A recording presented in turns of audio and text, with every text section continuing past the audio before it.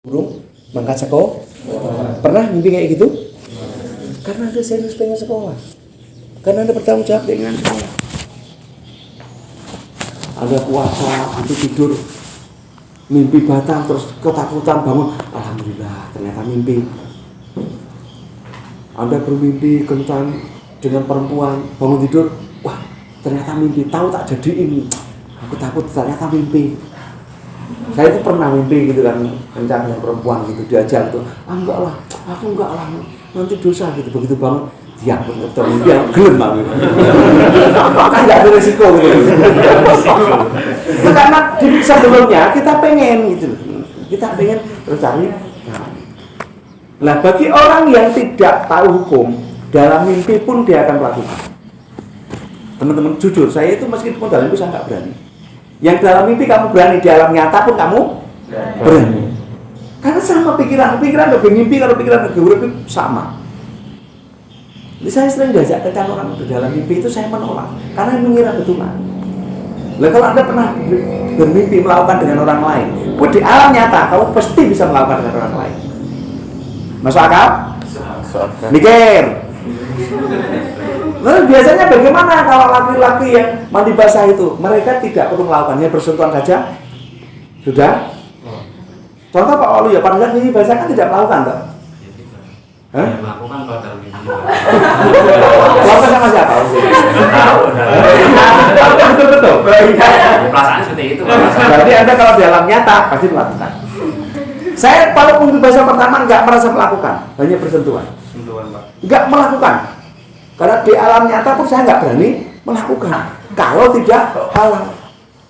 Serius, kalau tidak halal saya nggak. Yang Anda berani, makanya kemudian Allah membuat ayatnya wala taqrabu. Jangan dekat-dekat, karena kamu tidak kuat. Itu loh. Jadi Anda kalau digoda seperti saya malah remuk.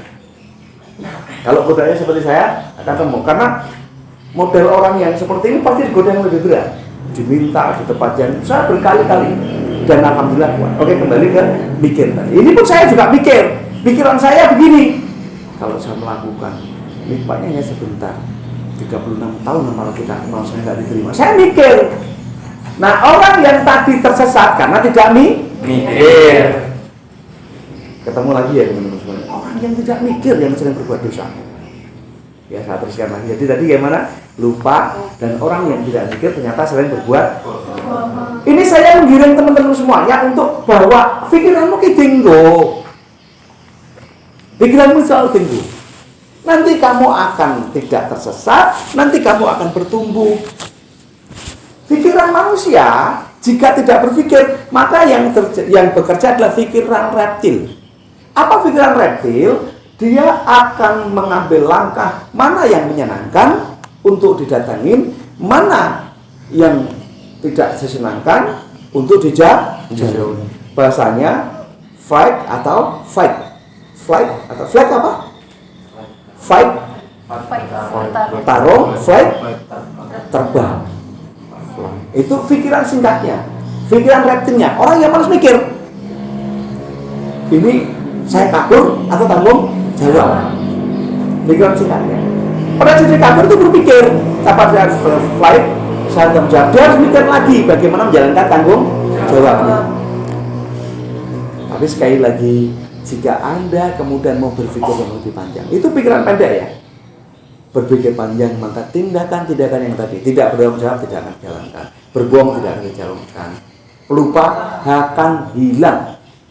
Orang-orang yang pikun kayak tadi itu, yang pertama, aku mau apa loh? Balik menaik. Terus kemudian ke bawah, aku mau apa ya? Balik menaik. Terus kemudian ingat ada petunjuk cukuran kumis, wah aku ngambil cukuran kumis, baru ini. Pernah ngalamin kayak gitu? Ya. Itu Anda kurang sedekah, Anda kurang berbuat baik. Orang-orang tua yang dalam masa tuanya dia masih mengajar ngaji, dia masih punya pekerjaan, dia masih ngomong cucunya, dia terjaga dari pikun. Tapi dia yang tidak mau melakukan apa-apa, tangi turu terus pokoknya di depan rumah di kursi goyang, dia diam saja. Itu kok aku udah makan lu mau makan Pak? Kapan? Kasih makan lah. Karena tidak ada aktivitas di pikirannya sehingga pikirannya muter-muter di situ. Itu yang pertama tadi. mikirnya orangnya bukan tidak mikir, tapi mikirnya muter-muter di apakah Mas Raul seperti itu? Dan akan seperti itu? Ini mikir untuk tidak mikir.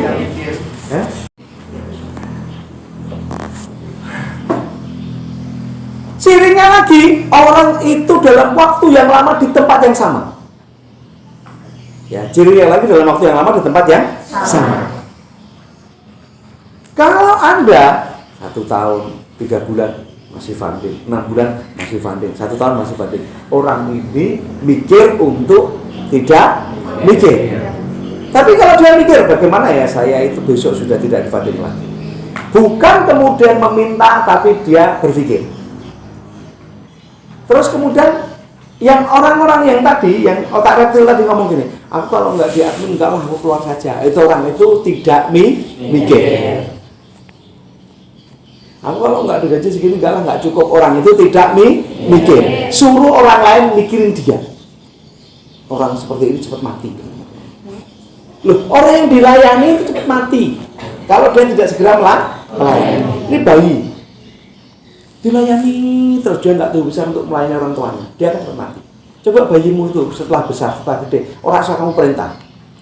Saya itu sering, ambilin gelas, kelasnya asal Saila itu sering tak suruh sesuatu yang supaya dia belajar melayani. Karena siapa yang melayani dia akan umur panjang. Di Spontan itu ada tukang pijit namanya Mbah siapa? Saroji. Itu umurnya panjang karena dia melayani, punya fungsi. Tetanggaku itu ada yang masih muda sebenarnya sih. Ini namanya jauh ya. Orang-orang Saudi yang dilayani itu umurnya nggak pernah lebih, rata-rata nggak pernah lebih dari 50 tahun. Karena ini dia dilayani, tapi mereka yang melayani umurnya panjang. Orang yang sakit itu dilayani apa melayani? Dilayani. Kan terus nunggu sore ya. Karena dia dilayani. Ya walaupun ini teori saja, ketentuannya tetap ada qadar ruh. Tapi kan kita sudah belajar tentang qadar dan qadar nyawa kemarin kan ya. Kita ulas sedikit lagi ben mikir apa itu qadar, Mas Galuh? Ketentuan yang dapat diubah. Kalau kemudian ternyata kemarin fundingmu itu mendapatkan 3 juta, itu qadar apa qadar? Kemarin qadar. Kenapa? Karena sudah terjadi. Kalau kira-kira fundingmu nanti dapat berapa? Paling 3 juta lah ya. belum tentu. 3 lupa ya. Jadi sebenarnya di wilayah qadar itu kalau sudah terjadi. Kalau udah lahir laki-laki ya sudah, itu qadarullah. Nggak bisa diblebek meter kemudian digawe ya. Itu qadarullah. Tapi yang belum terjadi bisa diirotasi. Kita belum tahu kamu tuh miskin atau kaya, belum tahu. Kita belum tahu kamu sukses atau tidak, belum tahu. Tinggal sifat dan karaktermu itu akan membentuk takdirmu atau qadarmu. Yang malas-malas mikir gitu, yang mau enaknya saja, itu qadarnya Allah ya nggak jauh-jauh dari itu. Paling banter ini bangga punya uang 30 juta, besok nggak dia apa-apa.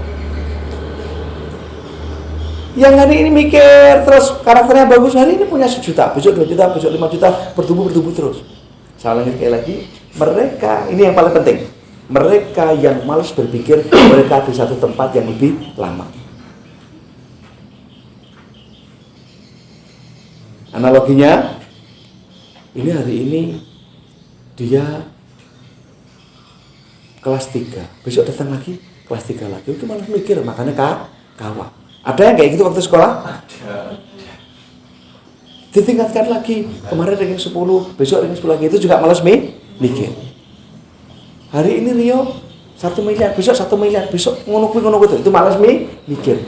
Hanya orang yang berpikir, yang dia tumbuh dinamis bergerak. Ini yang penting-penting kayak gini, ini Anda buat status supaya muncul di pikiranmu. Hanya orang yang berpikir, dia tumbuh dan bergerak. Saya orang mikir, tidak bergerak. Dia di level itu saja. Dia di level itu saja. Tidak terlalu dinamis.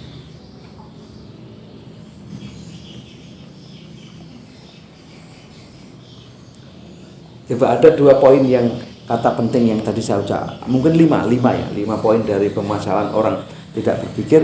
Orang jadi ustaz kampung terus, sampai ke itu terus, besok dong yang kuwi terus, karena malas mikir. Tapi yang mereka berpikir, memodifikasi, dia akan bertumbuh, levelnya naik. Di setiap lini apapun, ini yang paling penting harus masuk ke pikiran Anda. Rahul, jika seperti itu terus, Mas Deli, jika seperti itu terus, tidak mau berpikir yang lebih luas, dia tetap di level itu terus. Yang hari ini bertumbuh, yang kemudian punya aset miliaran, yang hari ini bertumbuh, kemudian jadi DPR, yang hari ini bertumbuh, kemudian jadi kiai besar, yang hari ini bertumbuh, menjadi pengusaha. Mereka dimulai nggak malas mikir.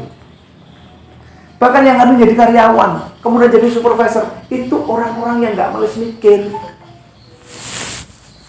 Di mana? Ternyata setelah saya pelajari dengan Pak Ian, masalahnya malas mikir.